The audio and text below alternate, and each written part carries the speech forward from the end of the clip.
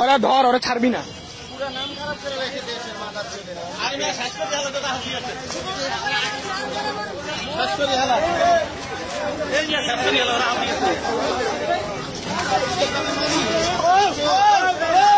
আস্তে আস্তে নিয়ে ওরে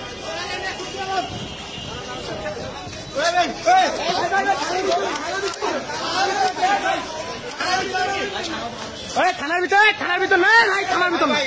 ওরে বহুত তিনটা চাপাতি নিয়ে ঢুকছে মাইন ঢুকা,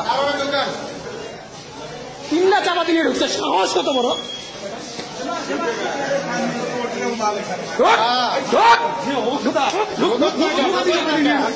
আর তিনটাকে যদি না দিচ্ছ তুই,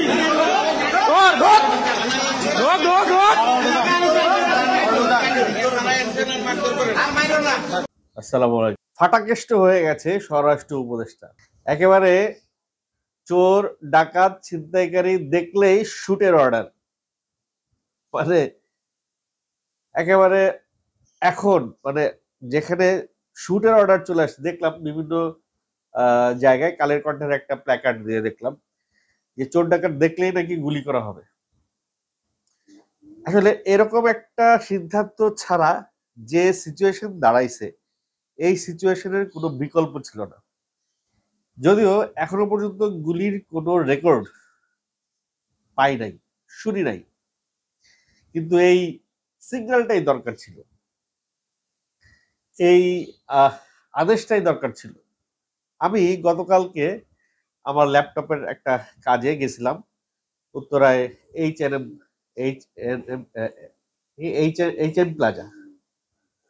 তো ওখানে একজন পুলিশ অফিসারের সঙ্গে আমার পরিচয় হয়, যিনি উত্তরা পশ্চিম থানায় বা পূর্ব থানায় দায়িত্বরত আছেন। তো ওনাকে জিজ্ঞেস করছিলাম যে ভাই, দেশের এই পরিস্থিতি কেন, মানে কেন আপনারা কন্ট্রোল করতে পারছেন না? তো উনি আমার উত্তর দিছে যে আমাদের হাতে সেই এক্সট্রিম বা সুপ্রিম পাওয়ারটা এখন আর নাই। আমাদেরকে বলা হয় কন্ট্রোল করতে, কিন্তু পাওয়ার দেয় না। তো সেই পাওয়ারটা স্বরাষ্ট্র উপদেষ্টা দিয়ে দিছে। এবার কিন্তু ভাই গুলি চলবে। ছিনতাই করতে যাবেন, গুলি চলবে। ডাকাতি করতে যাবেন, গুলি চলবে। ফাটাকেষ্ট এই কারণে বললাম, মিঠুন চক্রবর্তীর একটা সিনেমা ছিল, তার চরিত্রের নাম ছিল ফাটাকেষ্ট। তো সে যেখানেই যাইতো ইনস্ট্যান্ট বিচার করত। আমাদের স্বরাষ্ট্র উপদেষ্টা সেই ফাটাকেষ্টর ভূমিকায় অবতীর্ণ হয়েছে। এই ভূমিকায় সে অবতীর্ণ হতে আসলে বাধ্য হয়েছে। তারা যেইভাবে ইলিয়াস সাহেব সহ যেইভাবে তারা সবাই পচাইতেছে, বিভিন্ন ইউনিভার্সিটি, সরকারি বেসরকারি, ছাত্র ছাত্রী, ছেলে মেয়ে, সাধারণ নাগরিক সবাই বলতেছে যে আপনি পদত্যাগ করেন। আর সে পদত্যাগ করবে না, পদত্যাগ করবে না। কিন্তু আরো একটা জিনিস সে বলছে যে সন্ধ্যার পর থেকেই দেখবেন পরিস্থিতি উন্নতির দিকে। যদিও তারপরেও গতকাল রাতে নোয়াখালীতে একটা ডাকাতির ঘটনা ঘটছে। তবে ওরা বোধহয় এই ঘোষণা পায় নাই, এই ঘোষণাটা শোনে নাই, যে ঘোষণা স্বরাষ্ট্র উপদেষ্টা দিছে। এখন দেখা মাত্রই যদি গুলি চলে, যদিও অনেকেই আবার স্ট্যাটাস দিচ্ছে দেখলাম, ভাই পিস্তলের পারমিশন, আর্মসের পারমিশন আমাদেরকে দিয়ে দেন, ডাকাতের কাছেই থাক, আমাদের কাছেও থাক, গোলাগুলি করি, আপনি চুরি পড়া ঘরে বসে দেখেন আমরা এই ধরনের গোলাগুলি করি। তো যাই হোক, রামের সুমতি হয়েছে। সে যে সিগন্যাল দিছে, এই সিগন্যালের পরে আমার মনে হয় না কোটি টাকা দিলেও কেউ এই সমস্ত কাজে আসবে। একটা চক্র, সে ওনার ভাষ্যমতে আওয়ামী ফ্যাসিবাদ টাকা পয়সা দিয়ে একটা চক্রকে দিয়ে এই কাজগুলো করাইতেছে। যারা টাকা পয়সা ছাড়াই এই কাজগুলো করতো তারা তো করতেই থাকবে, আর যারা টাকা পয়সা দিয়ে কাজগুলো করতো তারা অফ হয়ে যাবে। তার মানে ধরে নিচ্ছি 50% ছিনতাই অফ হয়ে যাবে।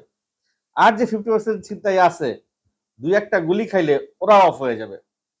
গতকাল রামপুরার বনশ্রীতে একটা কাহিনী ঘটছে ভাই, খুবই মর্মান্তিক কাহিনী, কিন্তু এরকম 2-4টা কাহিনী না হইলে এরা বন্ধ হবে না। রামপুরায় 2 ছিনতাইকারীকে ধইরা গণপিটুনি দিছে এবং একটার পাও কেটে নিয়ে গেছে।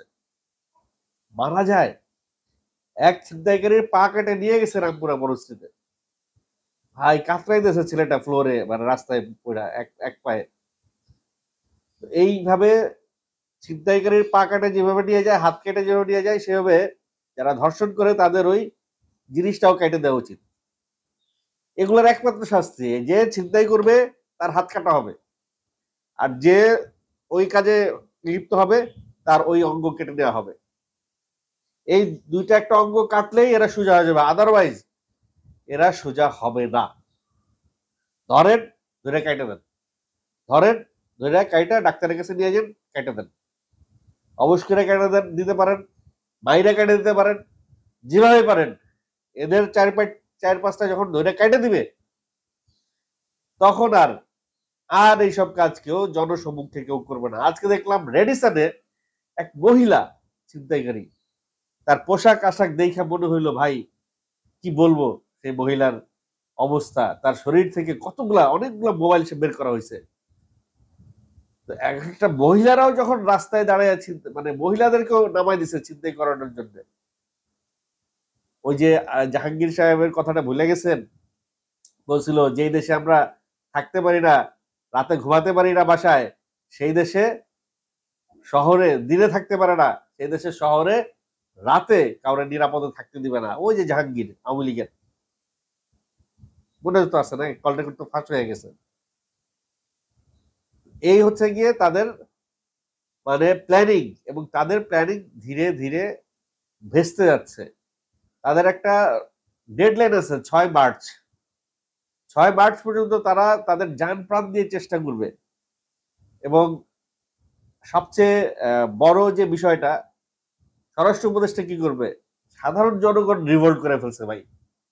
সাধারণ জনগণ ঘুরে দাঁড়াইছে। যেখানে আমি অনেকগুলো ভিডিও দেখলাম যে কয়েকটা ছেলে রামদা নিয়ে এক মুরব্বীরে কোপাই দিয়ে গেছে, তো 4-5টা লোকজন বেরোয় এসে ওই দুটারে ধরছে, ধইরা যে মাইটটা দিল ভাই, যেই বানান দিল, শান্তি হয়ে গেল কলিজাতে, শান্তি পাইলাম।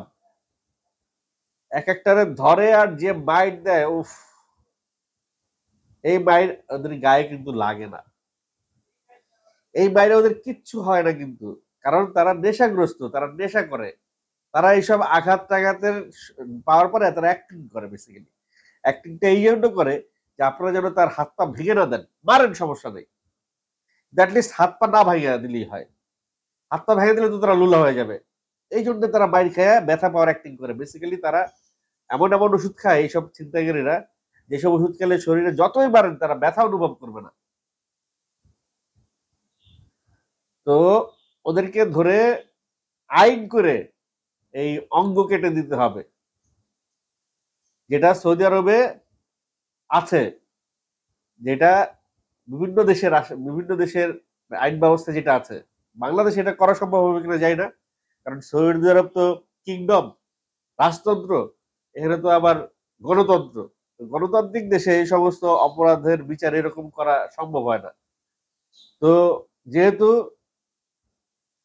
সরকার এটা আইন করে করতে পারবে না, সাধারণ মানুষের এটা করতে হবে, এবং সেটাই তারা করছে। একটা জিনিস আমি দেখলাম, এইসব ছিনতাইকারীরা ধইরা যখন বাইট দেওয়া হয়, তখন কিছু লোকের ভাই খুব আনন্দ, মানে ভিতরে মায়া জন্মায়। তারা বলে যে মাইরেন না, মাইরেন না, মাইরেন না, মাইরেন না, পুলিশে দেন। এদেরকে ধরে আগে মারা উচিত, এদেরকে ধরে আগে মারা উচিত। এরা যখন ছিনতাই করে তখন একটা মোবাইলের জন্য কোপ দিয়ে একটা মানুষকে মেরে ফেলে, এমন এমন এমন একটা সামান্য একটা মোবাইলের জন্য বা একটা কয়েকটা টাকার জন্য একটা মানুষকে কোপায় মেরে ফেলে। আর এদেরকে ধরার পরে কিছু লোকের মায়া জেগে যায়, মাইরেন না, মাইরেন না ভাই, মাইরেন না। যারা এই মায়া কান্না করে আসে, এদেরকে সহ ধইরা তারপর একসাথে বাইন্দে পিটানো উচিত। 50% কাজ করে দেওয়া উচিত ধরার পরে, বাকি 50% কাজ পুলিশ করবে। ওদেরকে এমন ডলা দিতে হবে, ডলা দিয়ে অর্ধেক কাজ শেষ করে দিতে হবে জনগণের হাতে, যাতে করে এই এই শিক্ষাটা তার কাজে লাগে। ওই যে বাইরের শিক্ষা কিন্তু কাজে লাগবে না। যে পরিস্থিতি তৈরি হয়েছে দেশের, তাতে আপনাদের সবার সতর্ক থাকতে হবে এবং ভয় পাইলে চলবে না, আগায় যান। ওরা কয়জন আসে রে ভাই? ওরা 2 জন আসে, 3 জন আসে, কিন্তু চারপাশে লোকজন কত থাকে? 15-20 জন লোক যদি আগায় যায়, ওই 3 জন কিন্তু পালাবার সুযোগ পাবে না। উত্তরা না কই জানি দেখলাম যে এক ছেলে চাঁদাবাজি করতে আসছে, চাঁদা দেয় না দেখে ক্যাশে দোকানের মালিকরে যে থাপড়াই দিতে গেছে, দোকানের মালিকের বেঞ্চে এরকম থাপড়াই দিছে।